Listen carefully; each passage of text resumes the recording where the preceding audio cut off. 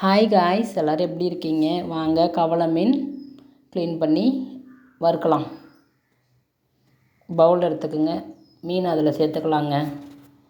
ருசியாக இருக்குங்க. நல்லா கவலை மீன் வறுத்து மொறு மொறுன்னு சாப்பிட்டா. உப்பு எடுத்துக்குங்க, சால்ட் உப்பு சேர்த்துக்குங்க மீனுக்கு அளவுக்கு, உங்கள் அளவுக்கு. மஞ்சத்தூள் சேர்த்துக்கலாங்க. மஞ்சத்தூள் கலந்து சோம்பு பொடி சேர்த்துக்கலாம்.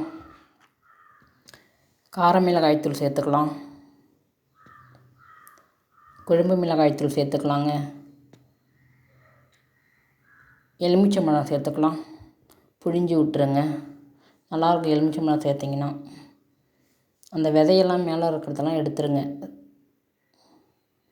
எடுத்துட்டு நல்லா கலந்து விடலாங்க. எல்லாத்தையும் நல்லா மிக்ஸ் பண்ணி தண்ணி லைட்டாக தெளித்து, பத்தாது தண்ணி நல்லா தெளித்து நல்லா பிசைஞ்சிக்குங்க கையில் இதேமாரி.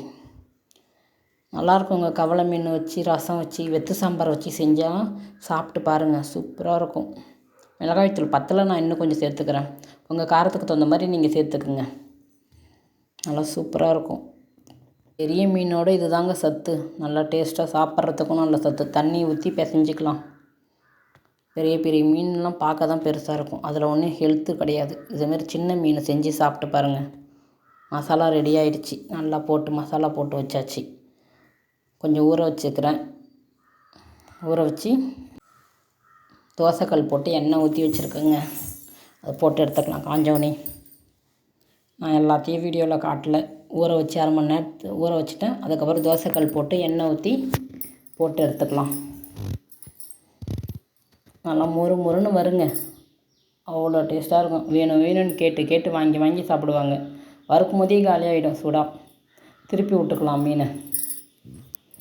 திருப்பி விட்டுட்டு நல்லா மொறு மொறு சிம்மில் வச்சுக்கோங்க. சிம்மில் வச்சு கொஞ்சம் வேக விடுங்க. நல்லா டேஸ்ட்டாக வரும். மீன் வாசனை பக்கத்து வீட்டு வர வருங்க. பக்கத்து வீடு தெரு ஃபுல்லாகவே வரும். இந்த கவலை மீன் வறுத்திங்கன்னா நல்லா வாசனையாக இருக்கும். நான் இருக்கிற மீன் எல்லாத்தையுமே அதுமாரி வறுத்து வச்சுருக்குறேங்க. நான் அதெல்லாம் உங்கள்கிட்ட காமிக்கல, லாஸ்ட்டில் காமிக்கிறேன். அவ்வளோதாங்க எங்களுக்கு வந்த மீன். நல்லா ருசியாக இருக்கும். இது எதுவும் மசாலாலாம் அரைக்கலைங்க. நார்மலாக வீட்டில் செய்கிற மாதிரி தான் நான் செஞ்சுருக்கேன். ஏற்கனவே பழைய வீடியோவில் மசாலா மீன் வறுவலும் இருக்கும், அதையும் செக் பண்ணி பாருங்கள். வறுத்து சாப்பிட்டு எப்படி இருக்குன்னு சொல்லுங்கள்.